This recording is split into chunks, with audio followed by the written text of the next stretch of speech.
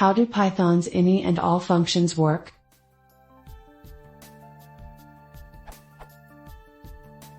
I'm trying to understand how the any and all Python built-in functions work.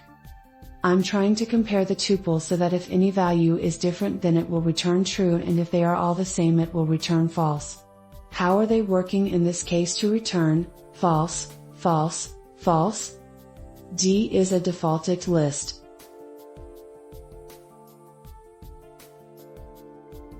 To my knowledge, this should output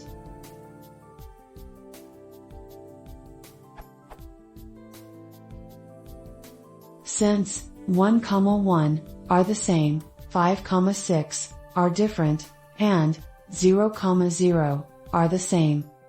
Why is it evaluating to false for all tuples?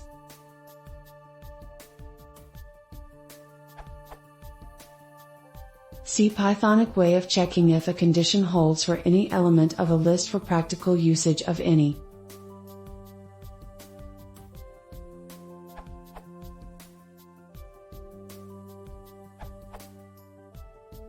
You can roughly think of any and all as series of logical or and operators, respectively. Any will return true when at least one of the elements is truthy. Read about truth value testing. All will return true only when all the elements are truthy. Truth table.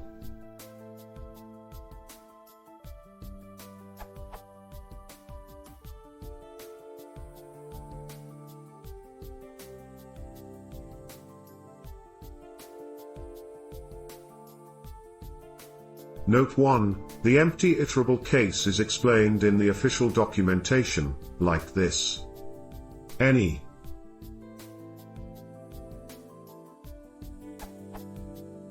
return true if any element of the iterable is true. If the iterable is empty, return false. Since none of the elements are true, it returns false in this case. All return true if all elements of the iterable are true, or if the iterable is empty. Since none of the elements are false, it returns true in this case.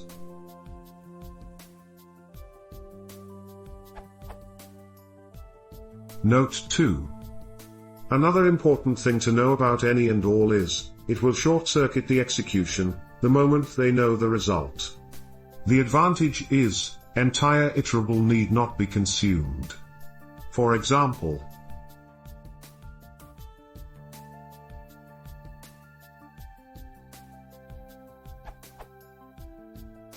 here, not I%6, for I in range 1, 10, is a generator expression which returns true if the current number within 1 and 9 is a multiple of 6.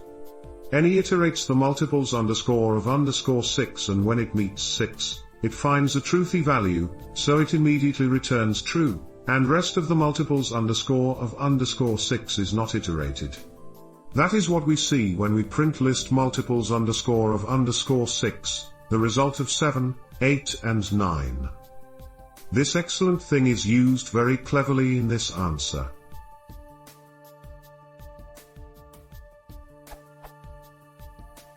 With this basic understanding, if we look at your code, you do. Which makes sure that, at least one of the values is truthy but not all of them. That is why it is returning, false, false, false. If you really wanted to check if both the numbers are not the same.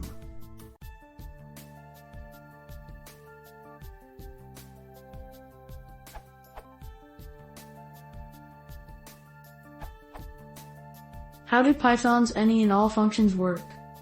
Any and all take iterables and return true if any and all, respectively, of the elements are true.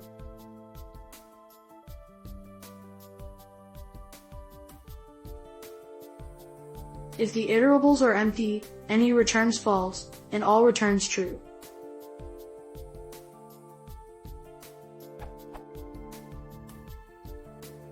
I was demonstrating all and any for students in class today. They were mostly confused about the return values for empty iterables. Explaining it this way caused a lot of light bulbs to turn on. Shortcutting behavior. They, any and all, both look for a condition that allows them to stop evaluating. The first examples I gave required them to evaluate the Boolean for each element in the entire list. Note that list literal is not itself lazily evaluated. You could get that with an iterator, but this is just for illustrative purposes.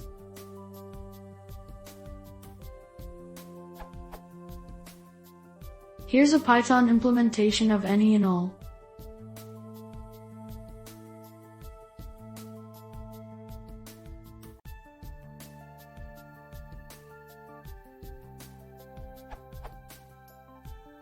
Of course, the real implementations are written in C and are much more performant, but you could substitute the above and get the same results for the code in this, or any other, answer. All checks for elements to be false, so it can return false, then it returns true if none of them were false.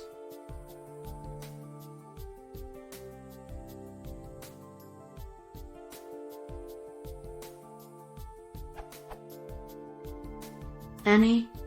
The way any works is that it checks for elements to be true, so it can return true, then it returns false if none of them were true.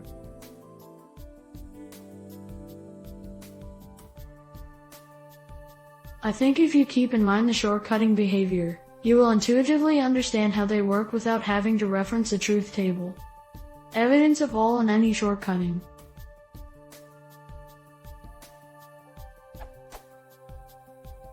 First, create a noisy _iterator. And now let's just iterate over the list noisily, using our examples.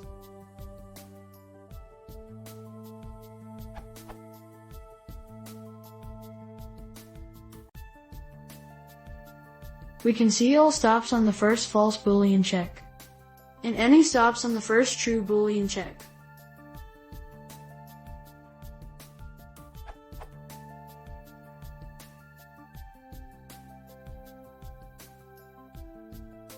The source.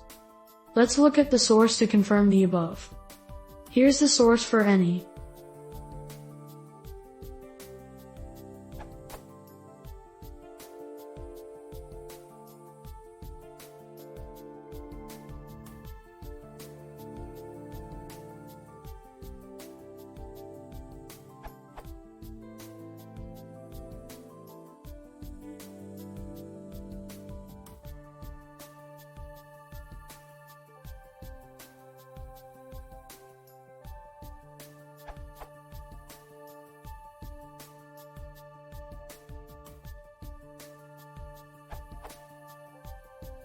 And here's the source for all.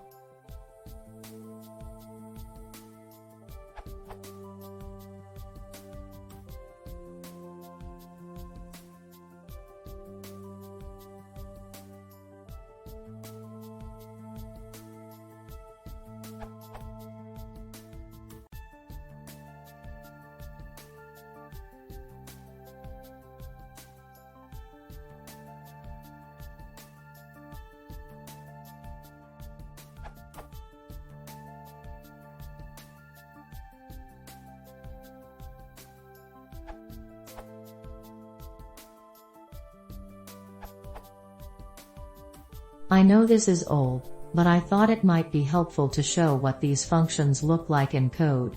This really illustrates the logic, better than text or a table emo.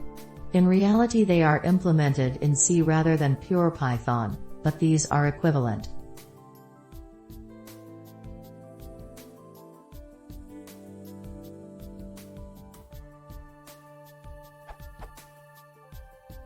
In particular, you can see that the result for empty iterables is just the natural result, not a special case.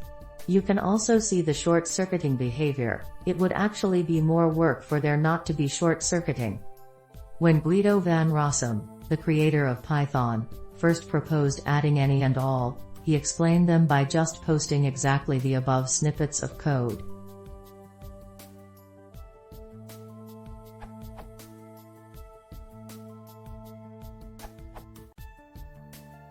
The code in question you're asking about comes from my answer given here. It was intended to solve the problem of comparing multiple bit arrays, i.e. collections of 1 and 0. Any and all are useful when you can rely on the truthiness of values, i.e. their value in a Boolean context. 1 is true and 0 is false, a convenience which that answer leveraged. 5 happens to also be true, so when you mix that into your possible inputs, well, doesn't work. You could instead do something like this.